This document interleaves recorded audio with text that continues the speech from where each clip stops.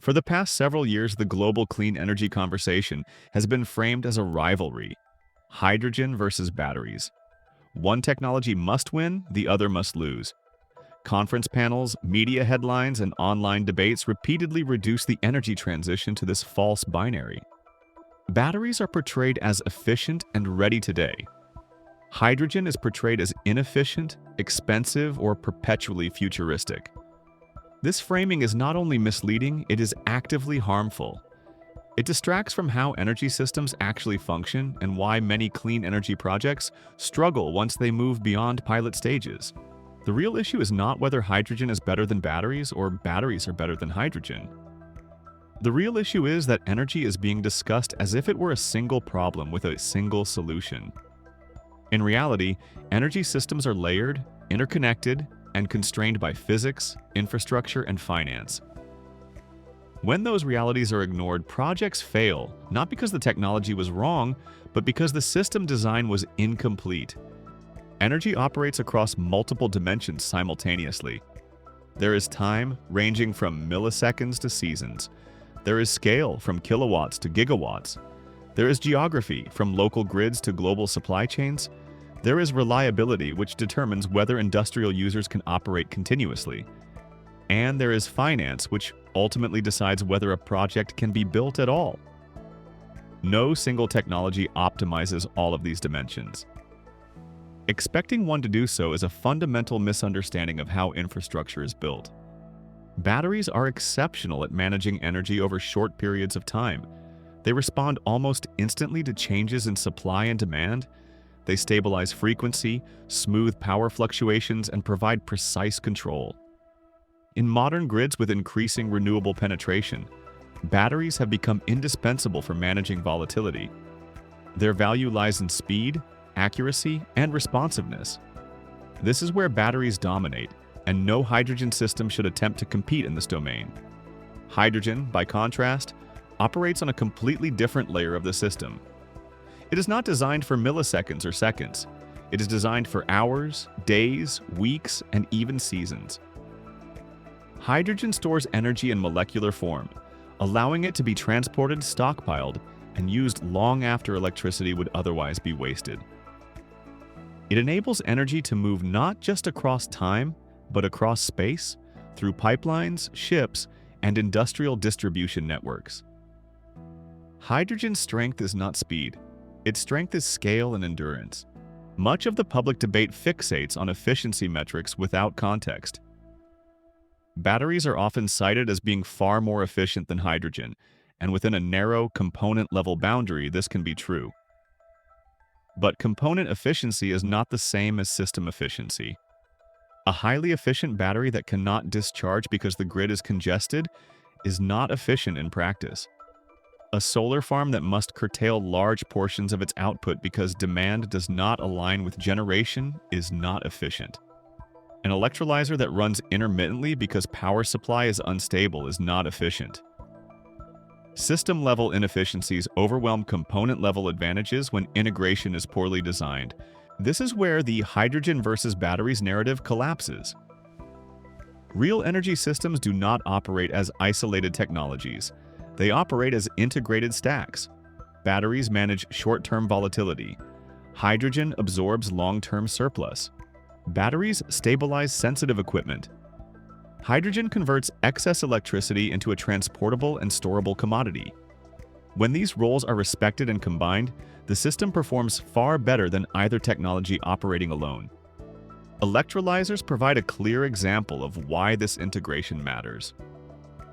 Despite being central to green hydrogen production, electrolyzers are often treated as if they can simply be connected directly to variable renewable energy sources without consequence. In reality, electrolyzers are sensitive industrial machines. They do not perform optimally under rapid power fluctuations. Frequent ramping, shutdowns, and unstable input profiles increase wear, reduce efficiency, and shorten operational life. These effects are rarely highlighted in high-level hydrogen discussions, but they are well understood by engineers and operators. Batteries act as a control buffer between volatile renewable generation and electrolyzers. By smoothing power input, batteries allow electrolyzers to operate closer to steady-state conditions, improving efficiency and reducing degradation. This is not a minor optimization. It can materially affect hydrogen output, operating costs, and equipment lifetime. In many cases, the inclusion of batteries is not an optional enhancement, but a prerequisite for achieving realistic performance targets. From an economic perspective, the fixation on low electricity prices often obscures the true drivers of hydrogen cost. Levelized cost of hydrogen is heavily influenced by electrolyzer utilization. An electrolyzer connected to very cheap but intermittent power may only operate part of the time, driving up the cost per kilogram of hydrogen produced. A slightly more expensive but stable power supply, enabled by batteries, can result in lower overall hydrogen costs through higher utilization. This is basic system economics, yet it is frequently overlooked in simplified analyses. Curtailment further exposes the limitations of single technology thinking. As renewable capacity grows, grids increasingly struggle to absorb generation at certain times. Large amounts of clean electricity are wasted because there is nowhere for it to go. Batteries can capture some of this excess, but their duration is limited by cost and design. Hydrogen provides a long-duration outlet for absorbing surplus energy at scale. When batteries and hydrogen are integrated, curtailment is reduced, assets are better utilized, and the overall system becomes more resilient. This integration has profound implications for project finance. Investors and lenders do not evaluate technologies in isolation. They evaluate risk, predictability, and cash flow stability. Volatility is risk. Uncertainty is risk. Projects that rely on a single revenue stream tied to volatile energy markets are inherently fragile. Hybrid battery hydrogen systems, by contrast, can stack revenues across multiple services, including grid support, energy arbitrage, and hydrogen offtake. This diversification improves financial resilience and makes projects more attractive to capital providers. However, designing such systems is not merely a technical challenge. It is an execution challenge. Hybrid energy projects involve multiple subsystems, stakeholders, and timelines.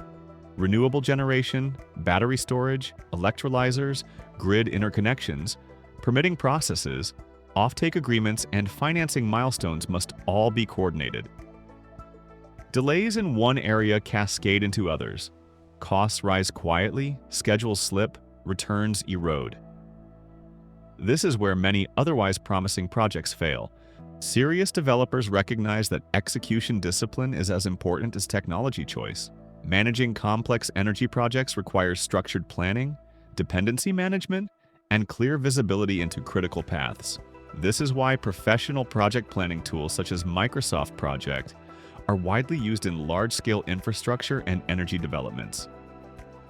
These tools allow developers to manage interdependencies, anticipate bottlenecks, and maintain control as project complexity increases.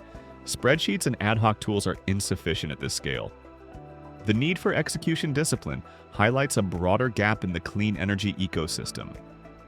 While there is no shortage of high-level discussion about hydrogen and batteries, there is far less focus on how projects are actually developed, modeled, and delivered in the real world. Many professionals entering the hydrogen space come from adjacent industries and must quickly learn how to integrate engineering, economics, and execution. Without structured frameworks, mistakes are repeated and lessons are learned the hard way. This is precisely why H2 Hub was created at h2hubenergy.com. H2 Hub is a training and tools platform focused on real-world green hydrogen project development. Its purpose is not to promote a single technology, but to teach system-level thinking that aligns technical design with economic and execution realities. Topics such as hybrid system integration, techno-economic modeling, and project development frameworks are essential for anyone serious about building bankable hydrogen projects. The misconception that batteries will replace hydrogen, or that hydrogen will replace batteries, persists largely because the discussion is detached from industrial reality. Batteries will never provide seasonal energy storage for entire regions at reasonable cost. They will not power high-temperature industrial processes at scale. Hydrogen, conversely, will never provide the instantaneous response required for grid frequency regulation. Each technology reaches a natural boundary beyond which it becomes inefficient or impractical. Intelligent systems acknowledge these boundaries rather than ignoring them. The energy transition is not a contest between technologies. It is an engineering challenge that requires integration, optimization, and realism. Hybrid systems are not a compromise.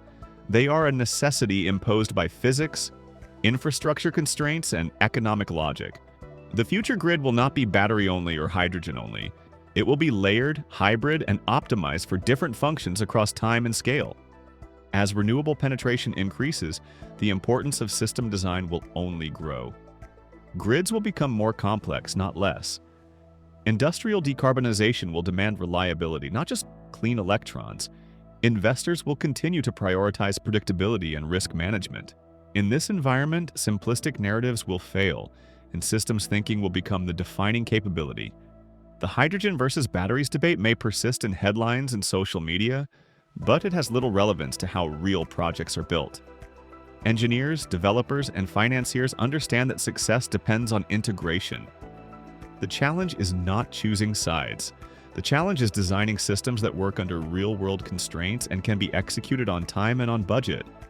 This series begins from that reality. It is not about promoting hydrogen at the expense of batteries or dismissing batteries in favor of hydrogen. It is about understanding how these technologies interact, where they add value and where they do not. It is about moving beyond debate and toward design.